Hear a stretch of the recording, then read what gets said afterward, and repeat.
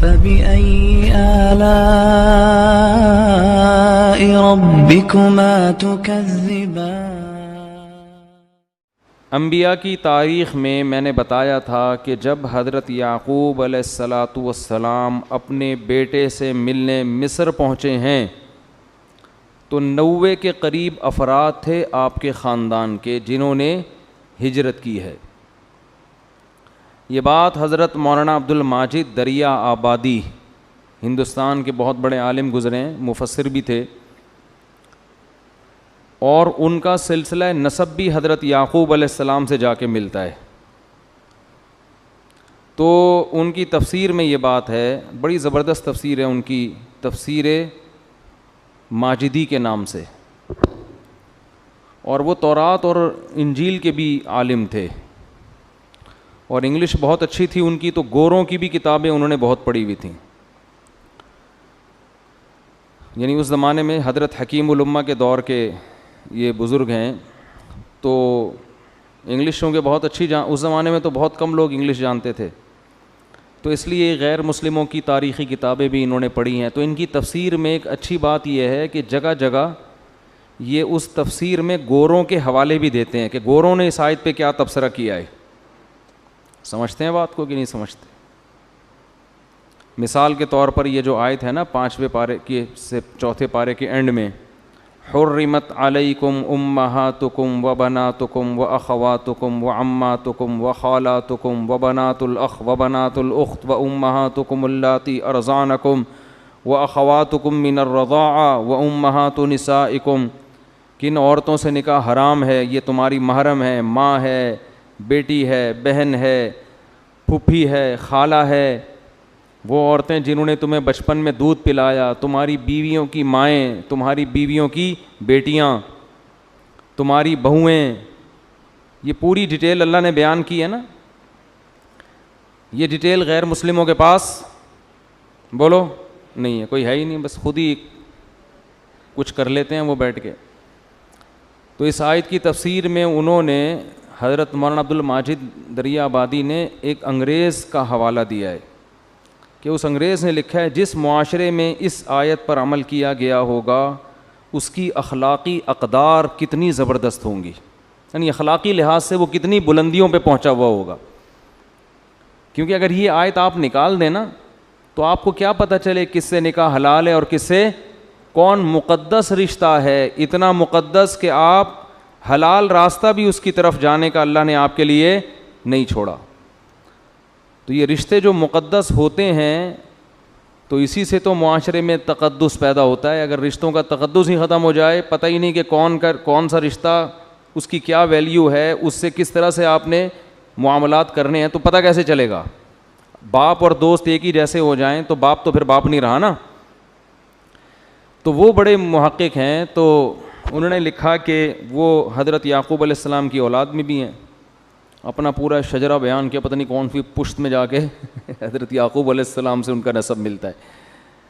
تو حضرت یعقوب علیہ السلام 90 افراد کو لے کے، ان کی بیویاں، ان کے بچے، ان کے پوتے، ان کے نواسے اور ان کی بہویں، ٹوٹل ملا کے کتنے؟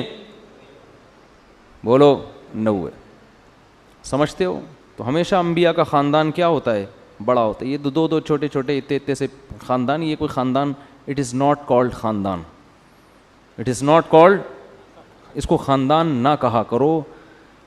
یہ 2-4 افراد پر مشتمل ایک ہوٹل ہے جس میں 2-3 بندے رہنے کے لیے انہوں نے وہ ہوٹل کرائے پہ لیا ہوا ہے۔ باقی خاندان تو وہ ہوتا ہے جس میں بہویں ہوں، پوتے ہوں، داماد ہوں، آنا جانا لگا ہوا ہو عید بقرعید پہ، تو وغیرہ وغیرہ۔ اب یہ ٹاپک نہ چینج ہو جائے کہیں۔ تو خاندان کو لے کے یعقوب علیہ السلام شفٹ ہو گئے کہاں؟ یوسف علیہ السلام کے پاس، کہ میرا بیٹا بادشاہ بن گیا، چلو وہیں جا کے زندگی گزاریں گے۔ اچھا، ایک اصولی طور پہ بات یاد رکھیں، ہمیشہ سے مذہبی لوگ، ان میں نکاح کا رواج زیادہ رہا ہے اور نسل بڑھانے کا رواج بھی ان میں زیادہ رہا، یہ ہمیشہ سے رہا ہے، چاہے وہ یعنی یہود و نصارہ ہی کے مذاہب کیوں نہ ہوں، اور جتنا مذہب سے دور ہوں گے تو نکاح کا رواج اتنا کم۔ حتیٰ کہ ہم صحابہ کی زندگیوں میں بھی جب دیکھتے ہیں نا یہ بات، تو زمانہ جاہلیت میں بھی عربوں میں زیادہ شادیوں کا رواج تھا، لیکن اسلام جب دنیا میں آیا تو یہ رواج کم ہونے کے بجائے بڑھایا اسلام نے۔ ہاں یہ ضرور ہے کہ 4 پر باؤنڈ کر دیا کہ 4 سے زیادہ کی اجازت نہیں ہے، بند کر دیا، لیکن اگر ہم صحابہ کو دیکھتے ہیں تو زمانے جاہلیت میں ان کے شادیوں کی تعداد کم ملتی ہے، اسلام لانے کے بعد تعداد زیادہ، حتیٰ کہ جس صحابی کا حالت اسلام میں جتنا زیادہ ٹائم گزرا ہے ان کی شادیوں کی تعداد اتنی ہی زیادہ۔ ابھی میرا شادی کے ٹاپک پر بیان نہیں ہے، میں کچھ اور سمجھانا چاہ رہا ہوں، سمجھ میں نہیں آ رہی بات میرا خیال ہے، ابھی یہ بات کچھ اور سمجھانے کے لیے میں بتا رہا ہوں۔ مثال کے طور پر حضرت ابو بکر رضی اللہ تعالی عنہ کا زیادہ عمر کا حصہ زمانہ جاہلیت میں گزرا ہے، اسلام میں ان کا حصہ کم گزرا ہے، کیونکہ نبی نے جب نبوت کا دعویٰ کیا تو حضرت ابو بکر کی عمر کافی ہو چکی تھی، کم عمر نوعمر نہیں تھے، تو آپ کو اسلام میں ٹائم گزارنے کا، زندگی گزارنے کا ٹائم بولو کم ملا، تو آپ کی شادیوں کی ٹوٹل تعداد 3 ہے۔ ٹوٹل آپ نے کتنی شادیاں کی ہیں؟ 3۔ حضرت عمر دیر سے مسلمان ہوئے مگر ان کی عمر ابو بکر سے کم تھی، ان کی زندگی کا زیادہ حصہ اسلام میں گزرا ہے حضرت عمر کا۔ دیکھو پہلے ایمان لانا الگ بات ہے، وہ تو ابو بکر پہلے ایمان لائے نا، سبقت کی انہوں نے، اور ایک ہے کہ آپ کی عمر کا زیادہ حصہ جاہلیت میں گزر رہا ہے یا اسلام میں، تو حضرت عمر کا زیادہ حصہ اسلام میں گزرا ہے، تو آپ کی شادیوں کی تعداد 7 ہے، تو آپ کو اسلام میں زیادہ ٹائم گزرا تو آپ نے شادیاں ابو بکر سے زیادہ کی ہیں۔ حضرت علی کا اور حضرت عثمان، ان کا جو حصہ ہے نا وہ سب سے زیادہ اسلام میں گزرا ہے، کیونکہ یہ دونوں ابو بکر اور عمر سے عمر میں کم تھے، لیکن چونکہ ان کے نکاح میں پیغمبر کی بیٹی تھی تو پیغمبر کی بیٹی کو سوکن پر سوکن لانا انہوں نے مناسب نہیں سمجھا، تو جب حضرت عثمان کی زوجہ کا انتقال ہوا نا تو نبی نے اپنی دوسری بیٹی حضرت عثمان کے نکاح میں دی، جب ان کا انتقال ہوا تو پھر حضرت عثمان نے کتنی شادیاں کی ہیں؟ 4 شادیاں، اور ان کی ٹوٹل تعداد بھی 7 بنتی ہے، یعنی وہ اگر نبی کی بیٹی سے نکاح نہ کرتے تو اس عذر کی وجہ سے ان کی تعداد بھی حضرت عمر کے برابر ہوئی ہے، اگر یہ عذر نہ ہوتا تو یقیناً یہ تعداد حضرت عمر سے بڑھ جاتی۔ حضرت علی رضی اللہ تعالی عنہ کا بھی کچھ ایسا ہی، مجھے یاد نہیں، ان کی بھی ٹوٹل میرا خیال ہے 7 تک بنتی ہے، ایک وقت میں 4 سے زیادہ نہیں۔ ابھی شادیوں پہ بیان بالکل بھی نہیں ہو رہا، گھبرائیں نہیں، یہ ٹاپک نہیں ہے، یہ تو میں کچھ اور سمجھانا چاہ رہا ہوں، ابھی اس پہ لاؤں گا میں آپ کو۔ تو حضرت علی نے بھی حضرت فاطمہ سے چونکہ نکاح کیا تھا تو حضرت فاطمہ کی موجودگی میں ان پر سوکن نہیں لے کر آئے، لیکن حضرت فاطمہ کے انتقال کے بعد آپ نے بھی زیادہ شادیاں کی ہیں، تو آپ کا زمانہ زیادہ یعنی جوانی جو ہے نا زیادہ گزری ہے، تو آپ کی بھی میرا خیال ہے ٹوٹل 7 ہیں، یعنی ایک زوجہ کا اگر انتقال ہو گیا یا کہیں ڈیورس ہو گئی تو اس کے بعد کی ہے۔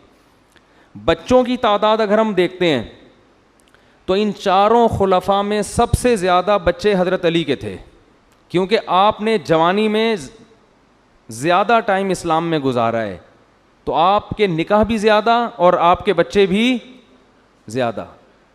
سمجھ میں آ رہی ہے بات؟ تو اس سے پتہ چلتا ہے یعنی کتنے بچے حضرت علی کے، جن میں 30 تو وہ بیٹے ہیں جو کربلا میں اور مختلف میدان میں شہید ہوئے ہیں، حضرت علی کے جنگوں میں صرف 30 بیٹے شہید ہوئے ہیں آپ کے، تو باقی ٹوٹل کتنے تھے اللہ ہی بہتر جانتا ہے۔ تو اس سے پتہ چلتا ہے کہ یہ جو صحابہ کی اولادیں بھی زیادہ اور نکاح کی کثرت بھی زیادہ، یہ اسلام کی ترغیب کی وجہ سے تھی۔ اگر یہ ان کی اپنی ذاتی خواہش کی بیس پہ ہوتی تو اسلام سے پہلے زیادہ ہوتی، اسلام کے بعد قناعت کرتے کہ بھئی اسلام تو دنیا پرستی سکھاتا نہیں ہے، اللہ اللہ کرنے کا حکم دیتا ہے، بس اللہ اللہ کرو، مسجد میں اعتکاف میں بیٹھ جاؤ، عید کے بعد دوبارہ 10 دن کا اعتکاف کرو، پھر جنگلوں میں نکل جاؤ، تو یہ ٹینشن نہ لیتے۔ لیکن انہوں نے کثرت سے نکاح کیے، یہ بتانے کے لیے کہ یہ اسلام کا حکم سمجھ کے کر رہے ہیں، اور ویسے بھی اصولی بات ہے, 4 شادیوں پہ بیان کرنے کا موڈ تو نہیں, لیکن جب ہو ہی گیا تو ایک ٹیکنیکل پوائنٹ کی بات کر کے ہم دوبارہ اپنے ٹاپک پر آتے ہیں. اصولی بات یہ ہے کہ یہ ویسے بھی کامن سینس کی بات ہے کہ اگر اسلام یہ کہہ دیتا کہ نکاح کم کرو تو سوال یہ پیدا ہوتا ہے لڑکیاں تو بہرحال پیدا ہوں گی نا, کیا خیال ہے؟ وہ تو پیدا ہوں گی نا, آپ کے صوفی ہونے سے ان کا تو بیڑا غرق ہو جائے گا نا. آپ صوفی بن کے اللہ اللہ کر رہے ہو تو ان کا تو بیڑا غرق. جامعۃ الرشید میں کلیت الشریعہ میں طلبہ کو پڑھایا کرتا تھا, تو 30 سال کے ماشاءاللہ مسٹنڈے, اللہ ان کو جزائے خیر دے, برے نہیں ہیں, وہ سنتے ہیں بیان, 30 سال کے 8 دانت کے پلے پلائے مسٹنڈے, معذرت کے ساتھ بہت قابل لڑکے ہوتے ہیں وہ, لیکن لونڈے لپاڑے تو مسٹنڈے ہی ہوتے ہیں نا, کمارے. تو میں نے ان سے کہا کہ آپ میں اتنے سارے لڑکے یہاں بیٹھے ہوئے, نکاح کیوں نہیں کیا آپ میں سے کسی نے؟ انہوں نے کہا پہلے ایکچولی ایجوکیشن ہم مکمل کر لیں, دین کی اچھی تعلیم ہوگی, اس کے بعد پھر ہم ایک اسٹیبل ہوں گے, ایک مقام تک پہنچیں گے, پھر شادی. میں نے کہا اس کی سزا ان لڑکیوں کو کیوں دے رہے ہو جو گھروں میں بیٹھی بیٹھی بوڑھی ہو رہی ہیں؟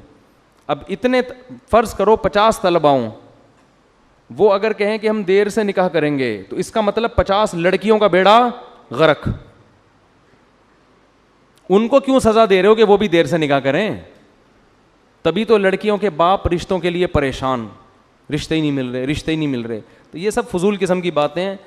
تو اللہ نے جب عورت کو بھی پیدا کیا, مرد کو بھی کیا, تو دونوں کو ملاپ کے لیے پیدا کیا. بھائی کوئی عذر اس میں اللہ قبول نہیں کرتے. یہ تو جب پیدا ہو گئی ہے تو آپ نے تو ان کی ٹینشن لینی ہے, آپ نے ہر صورت میں لینی ہے. رہا یہ مسئلہ کہ ایک آدمی 4 کر لے گا تو یہ تو بڑا عیاشی ہو جائے گی اور باقیوں کو کہاں ملے گی, تو ایک 4 کر نہیں سکتا, اتنی عورتیں پیدا ہوتی نہیں ہیں, سمجھ رہے ہو؟ آپ ایک کریں گے دوسری نہیں ملے گی اتنے آرام سے. ہمیشہ عورت کنوارے کو آپ پر ترجیح دے گی, لیکن اگر وہ آپ کی دوسری بن رہی ہے تو یہ اس کی علامت ہے کہ اس کو اچھا کنوارا مل نہیں رہا. اگر وہ آپ کی تیسری بن رہی ہے تو اس کا مطلب آپ میں کوئی ایسے سرخاب کے پر لگے ہوئے ہیں کہ وہ کسی کنوارے پر آپ کو ترجیح دے رہی ہے. اگر آپ کی چوتھی بن رہی ہے اس کا مطلب سرخاب بھی آپ کے سامنے کچھ بھی نہیں ہے. سرخاب ورخاب یہ پرانے زمانے کی باتیں. آپ میں کوئی ایسا کوئی گولڈ لگا ہوا ہے, ایسا کوئی ہیرا لگا ہوا ہے کہ ایسے کوئی آپ کے اندر کمکمیں چمک رہے ہیں بھائی, کہ جس کی وجہ سے ایک عورت 1/4 آپ کے ساتھ گزارا کر رہی ہے کہ مجھے چوتھائی میاں مل جائے, اور یہ بہت سے پورے میاں سے بہتر. تو یہ آپ کے بس میں نہیں ہے, یہ سلیکشن لڑکی والوں کی طرف سے ہوگی. سمجھتے نہیں ہو بات کو, تو اس لیے ہر آدمی 4 کی کوشش کرے گا بھی تو کر نہیں سکے گا, کنواروں ہی کے حصے میں آئیں گی عورتیں. ہاں فائدہ یہ ہوگا کہ لڑکی والوں کی طرف ڈیمانڈ جب بڑھے گی, کوئی ایک والا بھی پیغام بھیج رہا ہے, 2 والے بھی بھیج رہے ہیں, 3 جن کی پہلے سے ہیں وہ بھیج رہے ہیں, تو اس سے فائدہ یہ ہوگا کہ ان کے لیے رشتوں کی سلیکشن میں آسانی ہوگی. وہ خود چھانٹی کریں گے چھنی لے کے. یہ والا حال نہیں ہوگا کہ بیٹھے ہوئے ہیں کوئی رشتہ ہی نہیں آ رہا بیٹھ کے. سمجھتے ہو بات کو؟ یہ معذرت کے ساتھ یہ تھوڑا سا ٹاپک چینج ہو گیا, لیکن بات ادھوری رہ جاتی ہے. میں بہت ڈھیٹ آدمی ہوں, بتا دوں میں, آپ مجھے ہلکا مت سمجھو ان معاملات میں ڈھیٹ آدمی بہت ہوں. تو حضرت موسیٰ علیہ السلام کا اتنا پیارا واقعہ چل رہا تھا. تو یعقوب علیہ السلام جب مصر گئے ہیں تو وہاں بھی ان کی نسل بہت تیزی کے ساتھ بڑھی ہے, کیونکہ مذہبی لوگ نکاح کرتے ہیں مذہب سمجھ کے, اور ان کی اولاد بھی زیادہ ہوتی ہے. پھر اللہ کا نیک لوگوں سے وعدہ بھی ہے کہ تمہاری اولاد میں برکت دوں گا میں. تو بالآخر بنی اسرائیل ایک بہت بڑی تعداد میں مصر میں پھیل گئے.